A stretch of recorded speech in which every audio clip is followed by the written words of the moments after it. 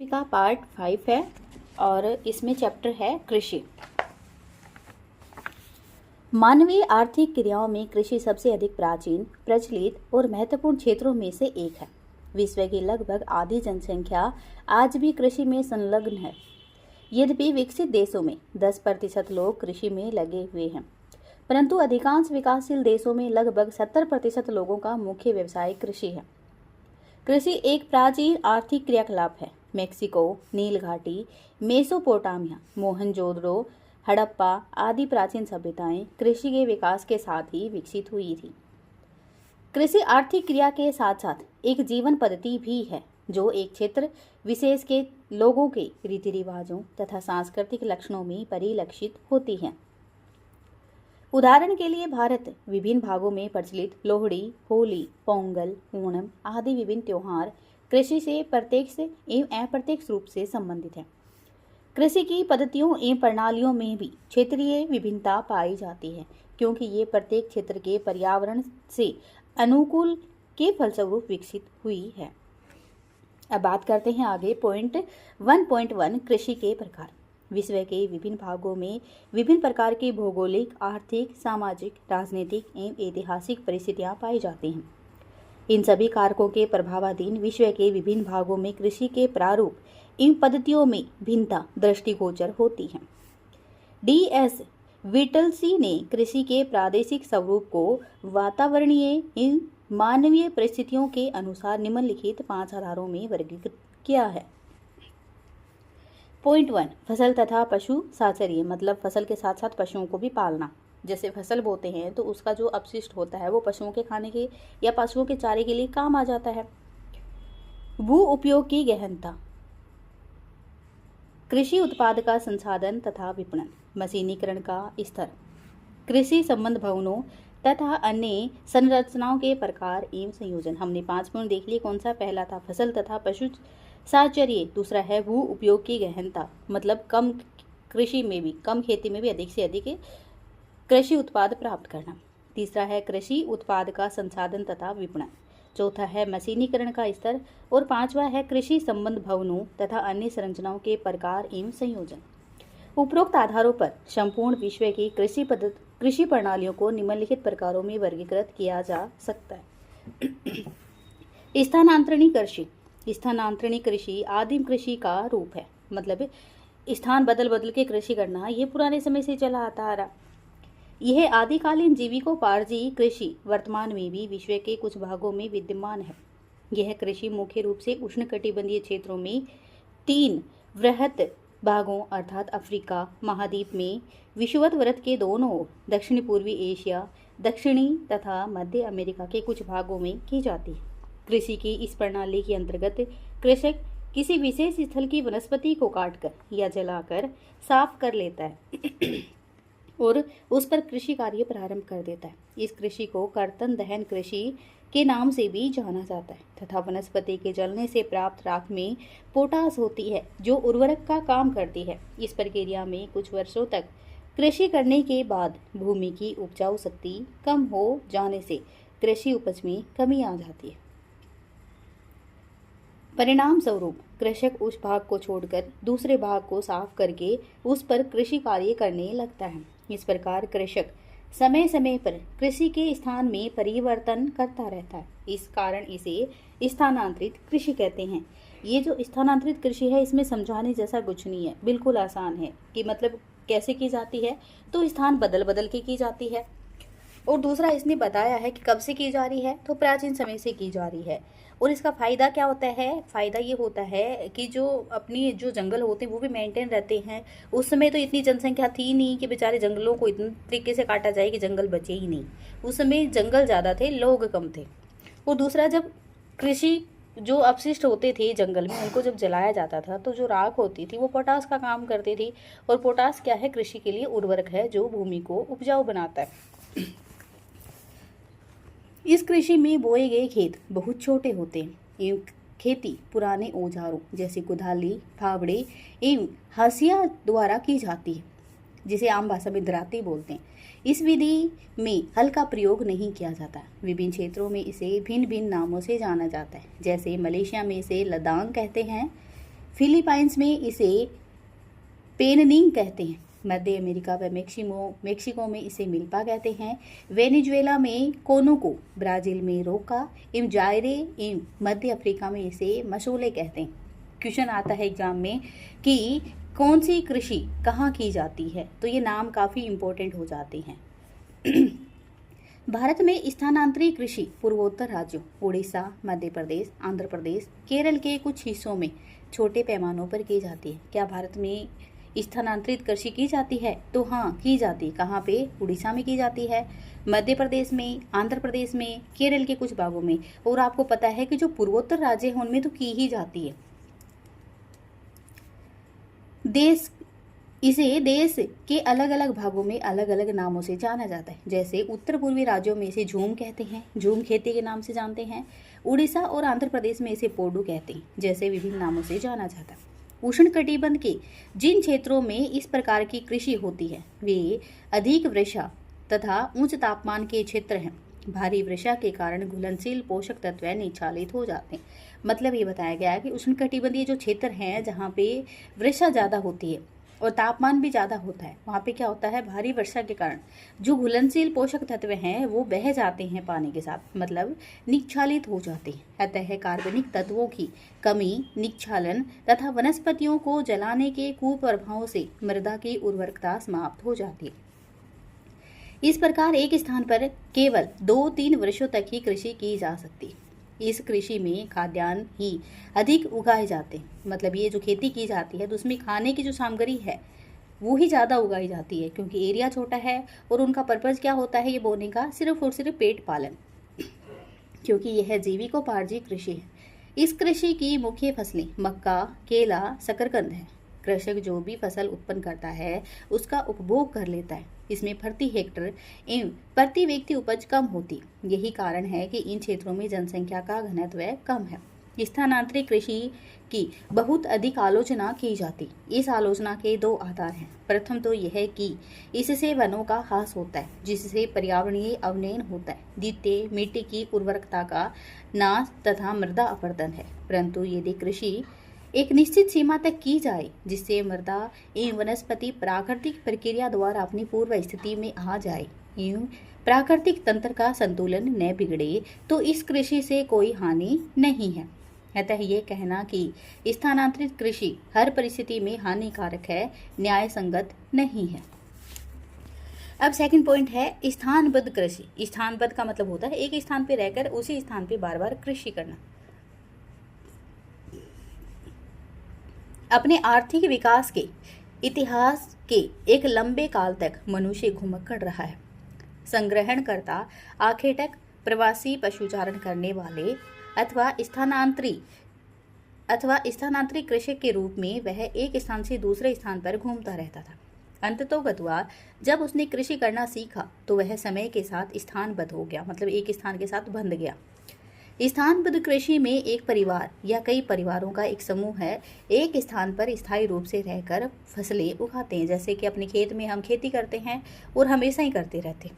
कहीं कहीं पर भूमि पर स्वामित्व सामूहिक होता है, परंतु अधिकतर यह व्यक्ति होता है, मतलब किसी पार्टिकुलर व्यक्ति का होता है, ग्रुप में नहीं होता। ऐसी कृषि की विशेषता यह है कि किसान भू संरक्षण की पद्धतियां अपनाते हैं तथा एक फसल प्रतिमान को विकसित करते हैं। फसल चक्र से मिट्टी की उर्वरकता बनी रहती है। कृषि कार्यों में सहायता के लिए तथा अपनी आय बढ़ाने के लिए पशुपालन भी कर सकते हैं, जिनसे उन्हें खाद प्राप्त होती है। कृषि कार्यों में वह विकास के स्तर के अनुसार विभिन्न औजारों का प्रयोग करते हैं। पर्यावरण की स्थिति तथा वृद्धन काल की अवधि के आधार पर वे एक से अधिक फसलें उत्पन्न करते हैं। कृषि कार्यों के बीच बीच में अवकाश के समय में वे अपनी आय बढ़ाने के लिए अन्य काम जैसे टोकरी बनाना, रस्सी बनाना आदि भी करते। वनों के निकट रहने वाले स्थानबद्ध कृषक वनों में संग्रहण भी करते। इस प्रकार बागानी कृषि के क्षेत्रों में किसान अपने निजी खेती के अतिरिक्त बागानों में भी काम करते हैं। यह कृषि मुख्य रूप से अमेरिका, अफ्रीका, दक्षिण पूर्वी के पठारी एवं अन्य उच्च प्रदेशों में की जाती है। अपेक्षाकृत ठंडी जलवायु, घनी आबादी मतलब घनी जनसंख्या, विरल वनस्पति इस कृषि के लिए अनुकूल परिस्थितियां उपलब्ध करवाते हैं।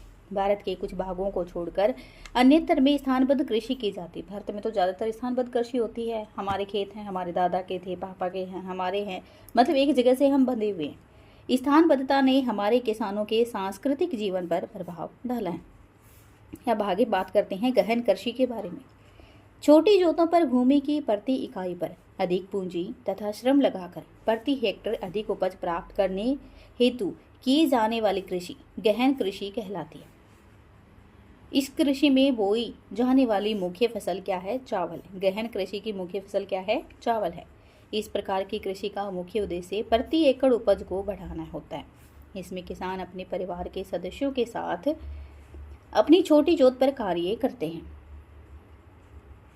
उच्च उपज वाले बीजों का प्रयोग करते हैं। यथासंभव अधिक कंपोस्ट तथा रासायनिक उर्वरकों का प्रयोग करके मृदा की उर्वरता को बनाए रखते हैं। सिंचाई का प्रबंधन करके फसल की सफलता के उपाय करते। पौधों के संरक्षण के उपाय के लिए कीटनाशक दवाओं का प्रयोग करते। इस प्रकार प्रति हेक्टेयर पूंजी निवेश तो बढ़ जाता है, परंतु प्रति हेक्टेयर उपज भी अधिक प्राप्त होती है। गहन कृषि के क्षेत्र वे हैं जिनमें जनसंख्या का घनत्व अधिक है तथा कृषि योग्य भूमि पर दबाव अधिक है। Japan, Bangladesh, Philippines, Malaysia, Thailand, Vietnam, Bharat तथा इंडोनेशिया आदि इस प्रकार के कृषि देशों के उदाहरण हैं। भारत में गहन कृषि व्यापक रूप से उत्तरी मैदानों, तटीय मैदानों के सिंचित क्षेत्रों में भी की जाती है। विस्तृत कृषि यह बड़ी जोतों पर कृषि यंत्रों की सहायता से बड़े पैमाने पर की जाने वाली कृषि। जो विस्तृत कृषि जो है, विस्तृत मतलब बड़े लेवल पे की जाती है, तो यह बड़ी जोतों पर कृषि यंत्रों मतलब ज़्यादातर क्या यूज किया जाता है? इसमें यंत्रों का ही यूज किया जाता है क्योंकि बड़े लेवल पे की जाती है। कृषि यंत्रों की सहायता से बड़े पैमाने पर की जाने वाली कृषि है। यह कृषि उन्हीं क्षेत्रों में अपनाई जा सकती है जहां जनसंख्या का घनत्व कम है, अतः भूमि एवं मनुष्य अनुपात अधिक है। कम तथा महंगा श्रम उपलब्ध होने के कारण कृषि कार्यों में बड़े पैमाने पर मशीनों का प्रयोग किया जाता है। विस्तृत कृषि की एक महत्वपूर्ण विशेषता यह है कि इसमें प्रति हेक्टेयर उपज अपेक्षाकृत कम होती, परंतु कुल उत्पादन अधिक होता है। इसका कारण कृषित भूमि का क्षेत्रफल बड़ा होना है।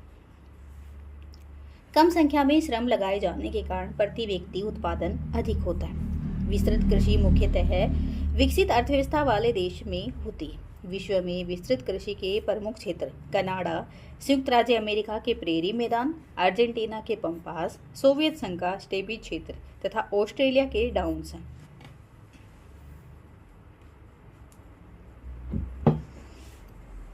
इन क्षेत्रों के अधिकांश भागों में महाद्वीपीय जलवायु पाई जाती है। महाद्वीपों के आंतरिक भागों में स्थित होने के कारण ये समुद्र के समकारी प्रभाव से वंचित हैं। मतलब ये भूमि जो होती है वो समुद्र से काफ़ी दूर होती है, मतलब किसी भी महाद्वीप के बीच वाला हिस्सा या किसी भी देश के बीच वाला हिस्सा, तो उन क्षेत्रों में कौन सी जलवायु पाई जाती है? महाद्वीपीय जलवायु पाई जाती है। और महाद्वीपों के आंतरिक भाग में स्थित होने के कारण ये समुद्र के समकारी प्रभाव से वंचित हैं। वर्षा की मात्रा समुद्र से दूर होने के कारण कम है, परंतु कम तापक्रम के कारण इसकी प्रभावशीलता अधिक होती। विस्तृत कृषि में फार्म का आकार बड़ा होता है। 1600 हेक्टेयर तक के फार्म होते हैं। कृषि कार्य पूर्ण रूप से यंत्रों से किया जाता है। जुताई के लिए ट्रैक्टर, पाटा चलाने के लिए लेवलर, बीज बोने के लिए सीड ड्रिल, कटाई एवं मढ़ाई के लिए कंबाइंड हार्वेस्टर का प्रयोग किया जाता है। विस्तृत कृषि में एक या दो फसलों में विशिष्टीकरण प्राप्त कर लिया जाता है, जैसे इसके अंतर्गत पैदा किया जाने वाला मुख्य अनाज गेहूं है। हमने देखा कि जो विस्तृत कृषि है उसका मुख्य अनाज कौन सा है? गेहूं है। और जो गहन कृषि है उसका मुख्य अनाज क्या है? चावल है। ऐसा नहीं है सिर्फ यही बोए जाते हैं, इसके अलावा भी बोए जाते हैं, लेकिन मुख्य की बात की जाए तो क्या गहन कृषि में चावल है और विस्तृत कृषि में गेहूं है। इसीलिए जो अमेरिका है वहाँ पे गेहूं खूब मात्रा में बोया जाता है। जब हमारे यहाँ पे जब देश आज़ाद हुआ था उस समय खाने की कमी थी, तो हमें गेहूं निर्यात करता था वो, मतलब हम गेहूं आयात करते थे अमेरिका से। भारत में हिमालय के तराई क्षेत्रों, उत्तर पश्चिमी राज्यों में विस्तृत खेती का व्यापक रूप से की जाती है। अगली कृषि का नाम आता है जीविकोपार्जी कृषि अथवा निर्वाह कृषि। इस कृषि का मुख्य उद्देश्य ऐसी फसलें उगाना है जिससे कृषक के परिवार का भरण पोषण संभव हो सके। इस प्रकार की कृषि में कृषि क्षेत्रों में रहने वाले स्थानीय लोग कृषि उत्पाद के संपूर्ण अथवा अधिकांश भाग का स्वयं उपयोग करते हैं। मतलब हमारे खेत है, जैसे एग्जाम्पल के लिए, तो उस खेत में हम गेहूं बो रहे हैं। पर्पज क्या है? ताकि हमें साल भर के लिए गेहूं खाने के लिए मिल जाए, मतलब जीविकोपार्जन के लिए गेहूं उपलब्ध हो जाए। तो जीविकोपार्जी कृषि का मतलब ही होता है जो हमारे जीवन जीने के लिए जो जरूरी चीजें हैं उनको हम बोते हैं और साल भर के लिए स्टोर करके रखते हैं। क्योंकि कृषक वे सारी फसलें उगाना चाहते हैं जो उनके उपभोग के लिए आवश्यक है, इसलिए जीविकोपार्जी कृषि के फसल प्रतिमान में धान्य, दलहन, तिलहन आदि का समावेश होता है। विश्व में निर्वाह कृषि के दो रूप पाए जाते हैं। जो निर्वाह कृषि है उसको भी हम आगे दो भागों में बांट देंगे। पहला आदिम निर्वाह कृषि, जो स्थानांतरित कृषि का पर्याय है। दूसरा गहन निर्वाह कृषि। आदिम निर्वाह कृषि का मतलब ये है कि जो पुराने समय से चली आ रही है, और गहन निर्वाह कृषि का मतलब है कि खेती कम है, मतलब खेत छोटा है लेकिन उससे उत्पादन हमें ज़्यादा प्राप्त करना है, जो एशिया के मानसूनी भागों में घने बसे क्षेत्रों में पाई जाती है। इन देशों की जनसंख्या का घनत्व अधिक है, अतः उपलब्ध भूमि का गहनतम उपयोग करने का प्रयत्न किया जाता है। निर्वाह कृषि के अंतर्गत धान की खेती छोटे छोटे खेतों में पानी भरकर की जाती है। धान की खेती कैसे की जाती है? खेतों में पानी भर के की जाती है। धान की खेती के लिए सबसे ज़्यादा अधिक ज़रूरत होती है पानी की। इसको पानी बहुत ज़्यादा चाहिए होता है। अधिकतर काम हाथ से किए जाते हैं, मतलब धान रोपाई होती है तो वो किससे होती है? हाथ से होती है। श्रम की अधिक मांग इस क्षेत्र की उच्च जनसंख्या है कि घनत्व का एक कारण है। छोटी जोतों के अतिरिक्त छोटे छोटे खेत पर क्षेत्र की विशेषता है। इस कृषि की एक विशेषता यह भी है कि एक ही वर्ष में धान की कई फसलें उगाई जाती हैं। गहन कृषि किए जाने से मिट्टी की उर्वरकता का ह्रास होता है। कृषक उर्वरकता नष्ट न हो इस हेतु हरी खाद, गोबर, कंपोस्ट, रासायनिक उर्वरकों का प्रयोग किया जाता है। जापान में प्रति हेक्टेयर रासायनिक उर्वरकों का सबसे अधिक उपयोग किया जाता है। जिन भागों में धान की कृषि के लिए वर्षा अपर्याप्त है अथवा वर्धन काल सीमित है, वहाँ धान के अतिरिक्त अन्य फसलें उगाई जाती हैं, जैसे गेहूं, जौ, मक्का, ज्वार, बाजरा, सोयाबीन, तिलहन आदि। भारत के प्रायद्वीप पठार, उत्तरी चीन, मंचूरिया तथा उत्तरी कोरिया में धान के साथ साथ अन्य फसलें भी उगाई जाती हैं। बर्मा, जो म्यांमार का पुराना नाम है, बर्मा के शुष्क भागों में ज्वार, बाजरा मुख्य फसलें। गहन निर्वाह कृषि के दो प्रकार होते हैं। जो गहन निर्वाह कृषि अभी हमने देखा कि जीविकोपार्जी कृषि है, उसके दो भाग होते हैं। कौन कौन सा? आदिम निर्वाह कृषि और गहन निर्वाह कृषि। तो हमने आदिम निर्वाह कृषि देख लिया, अब देखते हैं गहन निर्वाह कृषि क्या होती है, वो भी देख लिया। और गहन निर्वाह कृषि जो है उसको भी हम आगे दो भागों में डिवाइड कर देते हैं। पहला चावल प्रधान गहन निर्वाह कृषि, मतलब एक होता है चावल प्रधान, मतलब जहाँ पे चावल बोए जाते हैं, मतलब ज़्यादा चावल बोए जाते हैं, तो वो कौन सी होगी? चावल प्रधान गहन निर्वाह कृषि। और दूसरी है चावल रहित, मतलब चावल नहीं बोए जाते, उसके अलावा जो भी बोया जाता है जीविकोपार्जन के लिए तो बोला जाता है चावल रहित गहन निर्वाह कृषि। इसमें चावल प्रधान फसल होती है, इसीलिए यह एक फसली कृषि कहलाती है। अधिक जनसंख्या घनत्व के कारण खेतों का आकार छोटा होता है एवं कृषि कार्य में कृषक का संपूर्ण परिवार लगा रहता है। भूमि का गहन उपयोग होता है एवं यंत्रों की अपेक्षा मानव श्रम का अधिक महत्व है। इन क्षेत्रों में वर्षा पर्याप्त मात्रा में हो जाती है तथा नदियों द्वारा निक्षेपित उपजाऊ मिट्टी की प्रचुरता होती है, मतलब ज़्यादातर उपजाऊ मिट्टी ही होती है, क्योंकि नदियाँ बहती हैं और मानसून सीजन के दौरान उनमें बाढ़ आती है और वो उपजाऊ मिट्टी को दूर दूर तक फैलाती है। तथा उर्वरकता बनाए रखने के लिए पशुओं के द्वारा गोबर की खाद, हरी खाद का उपयोग किया जाता है। इस कृषि में प्रति इकाई उत्पादन अधिक होता है, परंतु परंतु प्रति कृषक उत्पादन कम है। भारत बांग्लादेश के गंगा ब्रह्मपुत्र डेल्टा एवं निचला मैदान, कंबोडिया वियतनाम के मेकांग नदी का बाढ़ के मैदान आदि प्रमुख उत्पादक क्षेत्र हैं। अब बात करते हैं चावल रहित गहन निर्वाह कृषि, ये कैसे होती। मानसून एशिया के अनेक भागों में ऊंचावच जलवायु, मृदा तथा अन्य भौगोलिक कारकों की भिन्नता के कारण धान की फसल उगाना संभव नहीं है।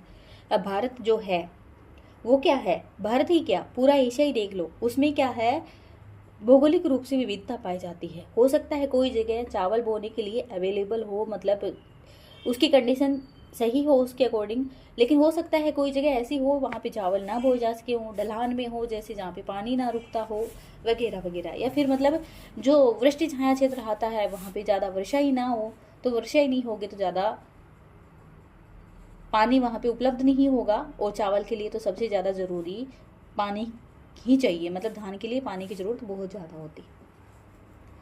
मानसून एशिया के अनेक भागों में ऊंचावच जलवायु, मृदा तथा अन्य भौगोलिक कारकों की भिन्नता के कारण धान की फसल उगाना प्राय संभव नहीं।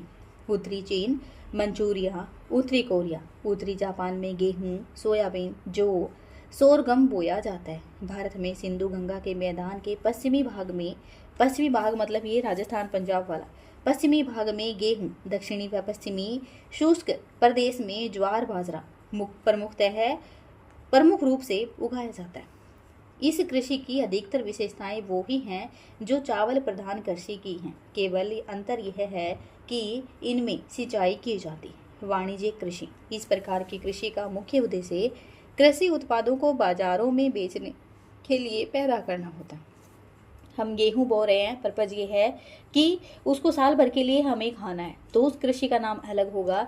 लेकिन जैसे मान लो हम कपास बो रहे हैं और हमारा पर्पज उसे बेचना है, तो उस कृषि को क्या बोलते हैं, वाणिज्यिक कृषि बोलते हैं। और इस प्रकार की कृषि का मुख्य उद्देश्य क्या होता है, बाजारों में बेचना होता है कि ठीक है हम बेचेंगे, इनकम प्राप्त होगी, उससे हम अपने जो भी काम करने वो करेंगे। अतः उत्पादन में फसल विशिष्टीकरण इसकी मुख्य विशेषता है। संसार में यह कृषि दो रूपों में पाई जाती है, मध्य अक्षांशों में वाणिज्यिक अन्न कृषि और उष्ण कटिबंधों में रोपण कृषि। अब बात करते हैं वाणिज्यिक अन्न कृषि क्या है। कृषि का यह प्रकार मुख्य रूप से मध्य अक्षांशों के आंतरिक अर्धशुष्क प्रदेशों में पाया जाता है। इसकी मुख्य फसल गेहूं है, यद्यपि अन्य फसलें जैसे मक्का, जौ, राई, जई भी उगाई जाती। यह मुख्य रूप से उत्तरी अमेरिका के प्रेरी क्षेत्र, सोवियत संघ के यूक्रेन क्षेत्र, पश्चिमी यूरोप, दक्षिणी अमेरिका के अर्जेंटीना, ऑस्ट्रेलिया के दक्षिणी भागों में, दक्षिणी एशिया में भारत के पंजाब, हरियाणा और पश्चिमी उत्तर प्रदेश के मैदानों में प्रचलित है। इस कृषि में खेतों का आकार बहुत बड़ा होता है। इन खेत में फसल काटने तथा सभी कार्य मशीनों द्वारा किए जाते हैं। इसमें प्रति व्यक्ति उत्पादन अधिक होता है, परंतु प्रति एकड़ उत्पादन कम होता है। भारत में वाणिज्यिक कृषि बहुत बड़े स्तर पर तो नहीं की जाती, परंतु हरित क्रांति के बाद कुछ हद तक कृषि का वाणिज्यिकरण हुआ। यहाँ पर सीमित मशीनीकरण हुआ। अब बात करते हैं रोपण कृषि के बारे में। रोपण कृषि एक विशेष प्रकार की कृषि है जिसका ऐतिहासिक विकास उपनिवेश काल में यूरोपीय देशों द्वारा किया गया। यह संगठित एवं व्यवस्थित कृषि है जिसकी तुलना विनिर्माण उद्योगों से की जा सकती। इसकी परंपरागत विशेषताएं निम्नलिखित हैं। यह उष्णकटिबंधीय क्षेत्रों के विरल जनसंख्या घनत्व वाले बहुत बड़े क्षेत्र पर की जाने वाली कृषि है। इस कृषि का मुख्य उद्देश्य व्यापार है। प्रारंभ में उपनिवेशी देशों ने पूंजी निवेश किया तथा बड़ी संख्या में स्थानीय मजदूरों तथा बाहर से लाए गए बंधुआ मजदूरों के श्रम से कृषि कार्य शुरू किया। बड़े फर्मों का प्रबंधन पूर्णतः उपनिवेशी देशों के लोगों के हाथ में था। फसल विशिष्टीकरण इसका मुख्य ध्येय होता है ताकि एक फसल का बड़े पैमाने पर उत्पादन करके व्यापार किया जा सके। उदाहरण के लिए भारत में असम की पहाड़ियों, दार्जिलिंग तथा श्रीलंका में चाय के बागान, मलेशिया के रबर के बागान, ब्राजील के कॉफी के बागान आदि इस कृषि में श्रम तथा पूंजी अधिक लगाते। इसमें अधिकांशतः कार्य बागान पर ही किए जाते हैं। रोपण कृषि मतलब चाय, कॉफी वगैरह। विश्व के अधिकांश रोपण कृषि क्षेत्र उष्णकटिबंधीय क्षेत्रों के तटीय भागों, नौगम्य नदियों के किनारे अथवा रेल व सड़क मार्गों के निकट स्थित हैं। सस्ते परिवहन के साधन इस प्रकार की व्यापारोन्मुखी कृषि के लिए आवश्यक हैं। विभिन्न देशों में रोपण कृषि के अंतर्गत बागानों का आकार भिन्न भिन्न है। सामान्यतः इनका आकार 4 हेक्टेयर से 40 हेक्टेयर तक होता है, परंतु कहीं कहीं पर ये बागान बहुत बड़े बड़े आकार के होते हैं। भारत में रोपण कृषि के अंतर्गत चाय, कॉफी, मसाले, नारियल, रबर आदि का उत्पादन किया जाता है। अब आगे बात करते हैं मिश्रित कृषि के बारे में। मतलब स्पेशल एक कृषि की नहीं, मिश्रित मतलब काफ़ी फसलों के बारे में बात करेंगे और उसको क्या बोलते हैं अपन, मिश्रित कृषि बोलते हैं।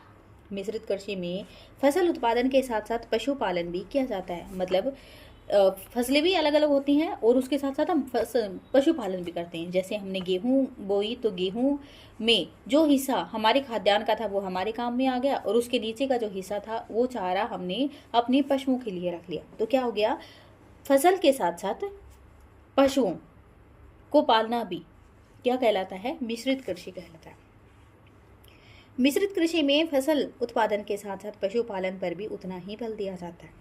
फसल एवं पशुपालन का एक अच्छा संयोजन इस कृषि की विशेषता है। इस कृषि में फसल केवल खाद्यान्न प्राप्त करने के लिए नहीं पैदा की जाती, बल्कि इसके साथ साथ चारे तथा नगदी फसलें भी उसी पैमाने पर उगाई जाती। मिश्रित कृषि पूर्वी संयुक्त राज्य अमेरिका, पश्चिमी यूरोप तथा सोवियत संघ के उपजाऊ त्रिकोण लेनिनग्राड, ओडिशा,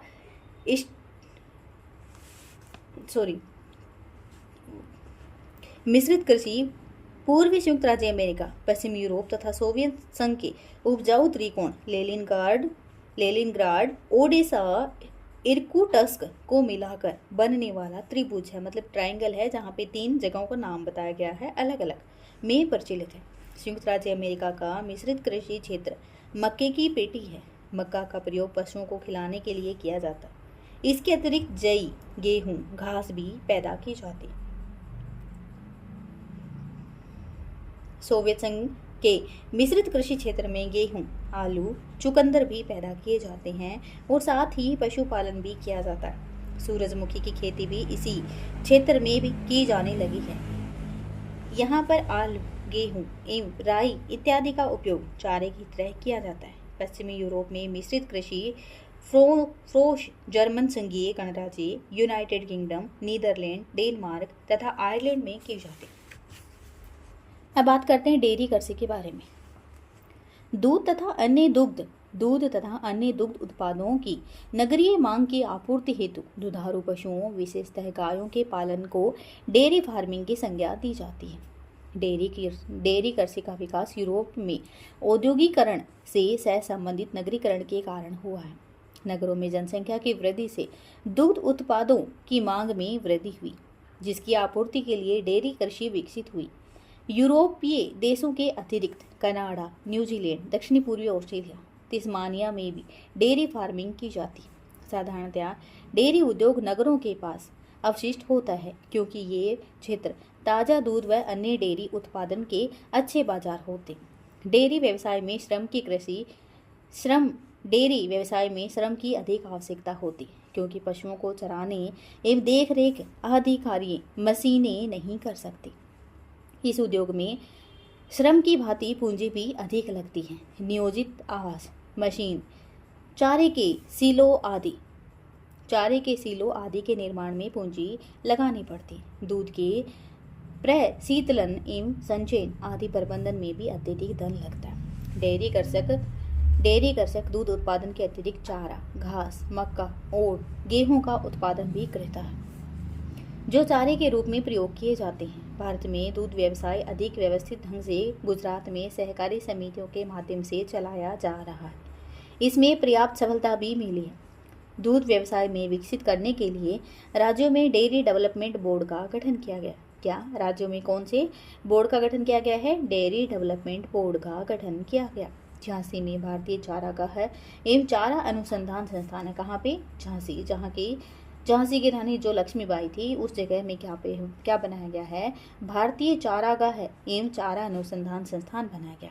झांसी तथा राष्ट्रीय डेयरी अनुसंधान संस्थान करनाल का भी गठन किया गया। मतलब ये संस्थान तो झांसी में है तथा राष्ट्रीय डेयरी अनुसंधान संस्थान जो है वो कहाँ पे है, करनाल में है, और वो कहाँ पे पड़ता है, हरियाणा में पड़ता है। अब बात करते हैं भूमध्य सागरीय कृषि। भूमध्य सागरीय कृषि अति विशिष्ट प्रकार की कृषि। इसका विस्तार भूमध्य सागर के समीपवर्ती क्षेत्र जो कि दक्षिणी यूरोप एवं उत्तरी अफ्रीका में ट्यूनीशिया से अटलांटिक तट तक विस्तृत है। इसके अतिरिक्त दक्षिणी कैलिफोर्निया, मध्य चिली, दक्षिणी अफ्रीका का दक्षिणी पश्चिमी भाग एवं ऑस्ट्रेलिया के दक्षिणी एवं दक्षिणी पश्चिमी भाग में भी यह प्रचलित है। खट्टे फलों की आपूर्ति करने में यह क्षेत्र महत्वपूर्ण है। अंगूर की कृषि भूमध्य सागरीय क्षेत्र की विशेषता है। इस क्षेत्र में कई देशों में अच्छे किस्म के अंगूरों से उच्च गुणवत्ता वाली मदिरा का उत्पादन किया जाता है। निम्न श्रेणी के अंगूरों को सुखाकर मुनक्का एवं किशमिश बनाई जाती है। अंजीर एवं जैतून का भी यहाँ उत्पादन होता है। अब आगे बात करते हैं ट्रक फार्मिंग की। व्यापार के उद्देश्य से साग सब्जी की खेती ट्रक कृषि है। इस कृषि का नगरीकरण में घनिष्ठ संबंध है। मतलब क्या है कि मार्केट है, वहाँ पे हम सब्जी वगैरह बेचते हैं, कहाँ जाते हैं, वो जाते हैं शहरों में। क्यों जाते हैं शहरों में? शहरों में घर हैं, ज़मीनें थोड़ी हैं जहाँ पे खेती की जाती है वहाँ पे, या फिर वो सब्जी वगैरह बो लेते हैं। तो उनकी ज़रूरतों को पूरा करने के लिए हम क्या करते हैं, ट्रक कृषि को शुरू किया। उसका मतलब क्या होता है, व्यापार के उद्देश्य से साग सब्जी की खेती ट्रक कृषि है। इस कृषि का नगरीकरण से घनिष्ठ संबंध है। नगरों में बहुत बड़ी जनसंख्या एक स्थान पर निवास करती, इससे साग सब्जी की मांग बढ़ जाती है। अतः नगरीय अंचल में कृषक सब्जी की खेती करते हैं। सब्जी नाशवान उत्पाद है, इसे अधिक समय तक रखा नहीं जा सकता। यातायात के साधनों के विकास से भी इस कृषि में उन्नति हुई है। इसमें गहन कृषि पद्धति अपनाई जाती है। छोटी जोतों में सिंचाई के साधनों, खाद एवं उन्नति बीजों का प्रयोग करके यह कृषि की जाती है। प्रति हेक्टर उपज को बढ़ाने का हर संभव प्रयत्न किया जाता है। पर प्रशीतलन मतलब लंबे समय तक सब्जी को स्टोर करके रखना ताकि वो खराब न हो। प्रशीतलन एवं शीत संचयन के साधनों द्वारा अब सब्जी को अधिक समय तक रखा जा सकता है। बाजार की मांग की आपूर्ति के लिए रिले फार्मिंग भी की जाती है। यूरोप के औद्योगिक नगरों के आसपास, संयुक्त राज्य अमेरिका के उत्तर पूर्वी भाग तथा कैलिफोर्निया एवं भूमध्य सागरीय क्षेत्रों में यह कृषि अधिक विकसित है। भारत में लंबा वृद्धन काल उपलब्ध है, अतः यहाँ प्रत्येक भाग में सब्जी उगाई जाती है। भारत में अधिकांश जनसंख्या शाकाहारी है, अतः सब्जी की कृषि पर अधिक बल दिया जाता है। अब बात करते हैं उद्यान कृषि की, हॉर्टिकल्चर की। उद्यान कृषि के मुख्य उत्पाद फल एवं फूल है। फल फूल की कृषि कृषक अपने उपभोग के अतिरिक्त व्यापार के लिए करते हैं। इन उत्पादों की भी मांग नगरों में अधिक है। फलों एवं फूलों में बहुत अधिक क्षेत्रीय भिन्नता पाई जाती है। कृषि उष्णकटिबंधीय क्षेत्रों में केला, आम, जामुन, नारियल, काजू, कटहल आदि शीतोष्ण कटिबंध देशों में सेब, आड़ू, अखरोट, नाशपाती एवं रसबरी तथा भूमध्य सागरीय देशों में खट्टे फल जैसे संतरा, नींबू आदि मुख्य फसल हैं। ये कौन सी होगी, किस फसल में आएंगे ये? उद्यान कृषि में। फलों की कृषि के विकास का आधार परिवहन के साधनों का विकास है। तीव्र परिवहन साधनों के विकास से नष्ट होने वाले फल शीघ्र ही बाजार पहुंचा दिए जाते हैं। फूल एक मुद्रादायिनी फसल है। फूल जो होता है वो क्या है, एक मुद्रादायिनी फसल है। मतलब उससे क्या फूल का हम क्या यूज करते हैं, बेचते हैं और पैसे कमाते हैं। फूल एक मुद्रादायिनी फसल है। नगरों में इसकी मांग अधिक है। जॉर्जिया तथा आर्मेनिया में गुलाब उत्पन्न किए जाते हैं, जो सर्दियों में सोवियत संघ के उत्तर में नगरों में भेजे जाते हैं, जहां इस मौसम में फूलों की कमी रहती है। नीदरलैंड में ट्यूलिप की खेती की जाती है। ट्यूलिप मतलब एक फूल आता है, उसकी खेती की जाती। भारत में गुलाब तथा गेंदे के फूल अधिक पैदा किए जाते हैं। अजमेर के पास पुष्कर घाटी में गुलाब की खेती बड़े पैमाने पर की जाती। दिल्ली के आसपास भी फूलों की खेती वृहद पैमाने पर की जा रही। कश्मीर घाटी फूल पैदा करने के लिए प्रसिद्ध है। यहाँ की करेवा भूमि पर केसर की खेती होती है। कन्नौज, जौनपुर तथा लखनऊ में कन्नौज, जौनपुर तथा लखनऊ में फूलों पर आधारित सुगंधित तेल का उत्पादन किया जाता है। प्रबंधन के अनुसार कृषि का विभाजन एक आर्थिक क्रिया। अब बात करते हैं प्रबंधन के अनुसार कृषि का विभाजन। क्या प्रबंधन के आधार पर हम कृषि का विभाजन कर सकते हैं, उसकी बात करते हैं। यह एक क्रिया के रूप में कृषि का प्रबंधन एवं कृषि कार्यों की व्यवस्था इस एक का आवश्यक पक्ष है। कृषि की सफलता तथा उसकी प्रगति प्रबंधन की दक्षता एवं कुशलता पर निर्भर होती है। उद्योगों की भांति कृषि पर भी उत्पादन के कारकों पर स्वामित्व का प्रभाव पड़ता है। भूमि तथा कृषि उत्पादन के अन्य कारक व्यक्तिगत रूप से किसान के स्वामित्व में होते हैं तथा उन पर ग्राम के सारे किसानों का मिला जुला स्वामित्व होता है। कहीं कहीं पर भूमि पर स्वामित्व समाज या सरकार का होता है। अब बात करते हैं खेती हर कृषि की। इस प्रकार की कृषि का प्रबंधन किसान व्यक्तिगत रूप से करता है। भूमि तथा उत्पादन के अन्य कारकों पर उसका स्वामित्व होता है। अपने खेतों पर वह स्वयं तथा अपने परिवार के सदस्यों के श्रम से कार्य करता है। आवश्यकता पड़ने पर मजदूरों की सेवाएं भी प्राप्त की जाती हैं। कुछ स्थानों पर किसान बटाई या किराए पर जमीन लेकर उस पर खेती करते हैं। भारत में स्वतंत्रता प्राप्ति के पश्चात जमींदारी एवं जागीरदारी प्रथा समाप्त करके भूमि का स्वामित्व किसानों को सौंप दिया गया। कई स्थानों पर भूमि की उच्चतम सीमा निर्धारण के पश्चात शेष जमीन का आवंटन भूमिहीनों में कर दिया गया। भूमि सुधार संबंधी कानून बनाए गए तथा प्रत्येक राज्य भूमि के वितरण की असमानता को मिटाने के लिए प्रयत्नशील है। सहकारी खेती जब किसानों का एक समूह अपनी कृषि से अधिक लाभ कमाने के लिए स्वेच्छा से एक सरकारी संस्था बनाकर कृषि कार्य संपन्न करे। सहकारी खेती में क्या होता है कि जब किसान एक समूह किसानों का एक समूह अपनी कृषि से अधिक लाभ कमाने के लिए स्वेच्छा से एक सहकारी संस्था बनाकर कृषि कार्य संपन्न करे, उसे सहकारी कृषि कहते हैं। इसमें व्यक्तिगत खेत अक्षुण्ण रहते हुए सहकारी रूप से कृषि की जाती है। यह सहकारिता के सिद्धांतों पर आधारित कृषि है। इसके अंतर्गत उत्पादन के कारकों पर स्वामित्व उन सभी किसानों का सामूहिक रूप से होता है जो सहकारी समिति के सदस्य होते हैं। प्रजातांत्रिक सिद्धांतों के आधार पर इसकी कार्यकारिणी के सदस्य दिन प्रतिदिन के निर्णय लेते हैं। प्रत्येक सदस्य सहकारी खेती पर श्रम करते हैं। सहकारी खेती की विशेषता यह है कि इसमें जोत का आकार बड़ा हो जाने के कारण मशीनीकरण किया जाता है। उत्पादन बड़े पैमाने पर संभव होता है तथा बड़ी मात्रा में पूंजी निवेश किया जा सकता है। यूरोप के कुछ देशों जैसे डेनमार्क, स्वीडन, नॉर्वे, नीदरलैंड तथा बेल्जियम में सहकारिता बहुत अधिक सफल हुई है। भारत में स्वतंत्रता के बाद सहकारी आंदोलन चलाया गया, परंतु कृषि के क्षेत्र में सहकारिता को सफलता कम मिली।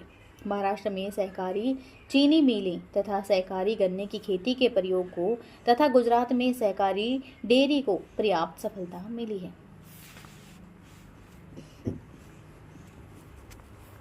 अब बात करते हैं सामूहिक कृषि की। इस प्रकार की कृषि का आधारभूत सिद्धांत यह होता है कि इसमें उत्पादन के साधनों का स्वामित्व संपूर्ण समाज एवं सामूहिक श्रम पर आधारित होता है। कृषि का यह प्रकार पूर्व सोवियत संघ में प्रारंभ हुआ था, जहां कृषि की दशा सुधारने एवं उत्पादन में वृद्धि के लिए सामूहिक कृषि प्रारंभ की गई। इस प्रकार की सामूहिक कृषि को सोवियत संघ में क्या कहा जाता है? कोलखेज के नाम से उसे जाना जाता है। इसके अंतर्गत सभी किसान अपने संसाधनों जैसे भूमि, पशुधन, श्रम को मिलाकर कृषि कार्य करते थे। ये अपनी दैनिक आवश्यकताओं की पूर्ति के लिए भूमि का छोटा सा भाग अपने अधिकार में रखते थे।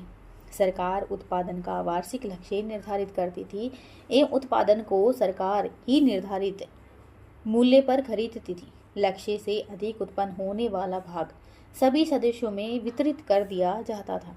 उत्पादन एवं किराए पर ली गई मशीनों पर किसानों को कर चुकाना पड़ता था। सभी सदस्यों को उनके द्वारा किए गए कार्य की प्रकृति के आधार पर भुगतान किया जाता था। सोवियत संघ के विघटन के बाद इस प्रकार की कृषि में संशोधन किया जाता था। सरकारी फार्म यह कृषि सोवियत संघ के मॉडल पर स्थापित कुछ अन्य साम्यवादी देशों की कृषि पद्धति है। सर्वप्रथम इसका आविर्भाव सोवियत संघ के नए कृषि क्षेत्रों जैसे साइबेरिया एवं कजाकिस्तान में किया जाता है या किया गया है। इसके अंतर्गत उत्पादन कारकों पर सरकार का स्वामित्व होता है। श्रमिकों को वेतन दिया जाता है। इनका संचालन फैक्ट्री की भांति किया जाता है। इसमें मशीनों का वृहद प्रयोग किया जाता है। प्रत्येक कृषि कार्य अर्थात जुताई से कटाई तक मशीनों की सहायता से किया जाता है। कुछ अन्य देशों में भी सरकारी खेती प्रारंभ की गई है। भारत में सरकारी फार्म का एक उदाहरण है सूरतगढ़ फार्म। कहाँ पे है सूरतगढ़ फार्म? ये श्री गंगानगर। कहाँ पे पड़ता है? राजस्थान के श्री गंगानगर में सूरतगढ़ फार्म बनाया गया है, जो किसका एग्जाम्पल है? सरकारी फार्म का एग्जाम्पल है। तो इसका एग्रीकल्चर वाला पार्ट कंप्लीट हो गया। Thank you so much.